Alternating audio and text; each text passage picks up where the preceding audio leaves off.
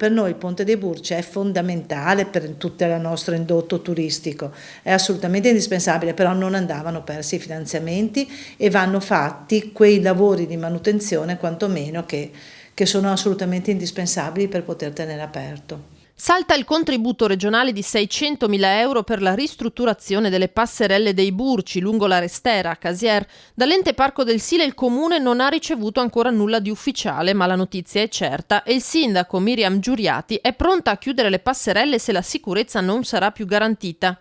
Hanno rinunciato, questa è stata la parola esatta, a questo finanziamento in quanto non riuscivano a portare avanti il progetto entro il giugno che doveva essere poi rendicontato alla regione, quindi l'hanno perso, questa è la verità, e che ci sono altri finanziamenti in programma sempre dalla regione, sempre però verbalmente. Dall'ente Parco il presidente Nicola Torresan fa sapere che i lavori sono solo rinviati, chiudere le passerelle per tutta l'estate con la concomitanza dell'Expo, che dovrebbe attirare turisti anche nel nostro territorio, non sembrava opportuno e poi dice rinviare a gennaio permetterà di dare respiro alle casse dell'ente. Per realizzare l'intervento si accederà ad altri fondi, stavolta ministeriali con scadenza 2017.